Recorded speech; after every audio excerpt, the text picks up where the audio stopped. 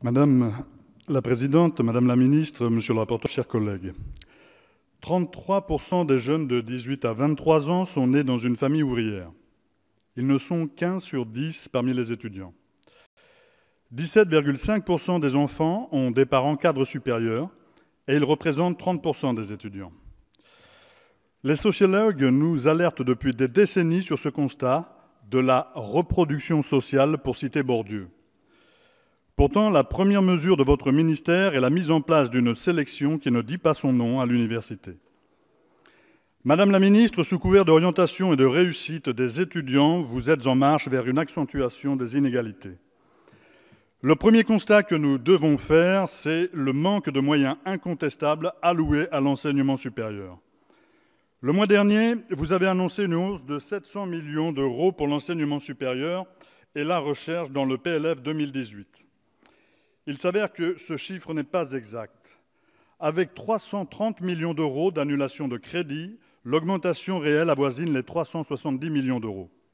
Nous sommes loin des ambitions annoncées pour une des priorités révélées du quinquennat. Corrigé de l'inflation, le budget de l'enseignement supérieur est passé de 12,4 milliards à 13,4 milliards d'euros en 10 ans. Il y a 20% d'étudiants en plus sur la même période. Le budget par étudiant a donc chuté de 10% en 10 ans. La France a la chance de voir sa population augmenter de façon significative. Cette démographie s'accompagne inéluctablement de l'accroissement du nombre d'étudiants sur les bancs de la fac. Face à cette évolution, les pouvoirs publics ont le devoir de s'adapter à la situation. Les moyens et les infrastructures d'aujourd'hui ne permettront pas d'accueillir les quelques 30 000 étudiants supplémentaires annuels, tout en assurant un enseignement supérieur de qualité. Il faudra bien qu'un jour, votre ministère prenne conscience que les moyens alloués à l'université doivent être corrélés à l'augmentation du nombre d'étudiants. Vous ne semblez pas avoir pris la mesure de la situation. La politique d'austérité que vous menez participe pleinement à la réussite de la stratégie de Lisbonne. Cette logique entrepreneuriale, qui est soumise aux injonctions libérales, répond au livre blanc du Conseil européen de mars 2000. Votre plan étudiant se calque sur un modèle d'outre-Atlantique, élitiste et sélectif, où étudier rime avec s'endetter. L'université est un service public. Elle doit donc rester ouverte à toutes et à tous. L'étudiant ne doit pas être la variable d'ajustement des dysfonctionnements de l'université. Il faut abolir le tirage au sort, il faut résorber les tensions de certaines filières. Pour ce faire, la seule solution, c'est d'augmenter les moyens alloués à l'université pour en garantir la plus large accessibilité. Madame la ministre, le projet de loi que vous appelez « Orientation et réussite des étudiants » n'est autre que le prolongement des politiques antérieures menées par vos prédécesseurs, mesdames Pécresse et Fioraso. C'est une politique de désengagement de l'État au profit d'une marchandisation du savoir.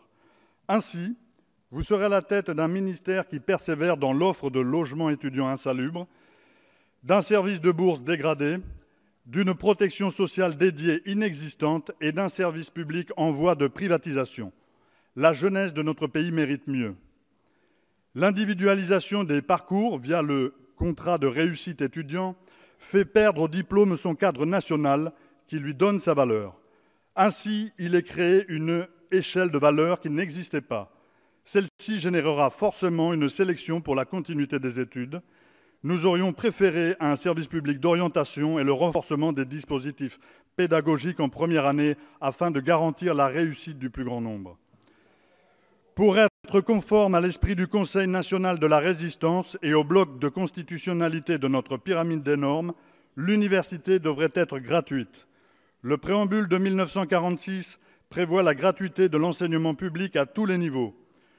Nous considérons que l'accès à l'enseignement supérieur doit être le plus large possible pour permettre l'émancipation par le savoir du plus grand nombre. Nous estimons que la sélection existe aujourd'hui au sein des établissements d'enseignement supérieur. Elle est conditionnée à l'acquisition des compétences.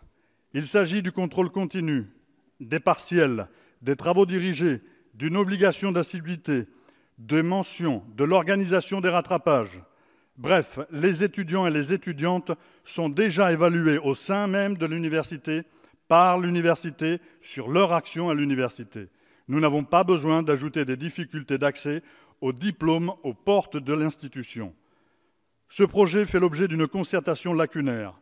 À titre d'exemple, la suppression du RES, le régime de sécurité sociale étudiant, a été décidée sans même consulter les organisations étudiantes. Nous estimons qu'en agissant ainsi, le gouvernement se déconnecte des véritables besoins estudiantins. Vous ne répondez pas aux problématiques d'accès aux soins. L'inscription des étudiants au régime général de la sécurité sociale ne solutionnera pas le problème. Un tiers d'entre eux renoncera toujours à se soigner pour des raisons financières. La mise en place d'un droit commun pour nos étudiants en matière de santé aurait pu être satisfaisante. Mais vous n'anticipez pas le manque d'autonomie et les inégalités qui en résulteront. Beaucoup préféreront être rattachés au régime social de sécurité sociale de leurs parents. Ceci ne résoudra en rien les inégalités existantes. Elles seront peut-être accentuées. Dans le même état d'esprit, l'année sabbatique que vous proposez aux étudiants pose un problème d'équité. Vous établissez la possibilité qu'un étudiant suspende sa présence dans l'établissement afin qu'il réalise un projet professionnel ou personnel. Ceci est viable pour un étudiant financièrement aisé, mais comment voulez-vous qu'un étudiant boursier ou dans une situation financière précaire puisse avoir le loisir de bénéficier d'une année sabbatique? Ces étudiants travailleront nécessairement et, s'ils le faisaient déjà, évolueront d'un temps partiel vers un temps plein. Ils ne seront alors plus étudiants, mais travailleurs. Vous nous proposez donc une année sabbatique de classe, où seuls celles et ceux qui pourront se passer de l'aide de l'État pourront en profiter. Madame la ministre, le projet que vous présentez est pernicieux. Nous veillerons à mettre ces failles en lumière tout en étant force de proposition. Orienter ce projet vers une réussite de tous les étudiants est, je le crois, notre objectif commun.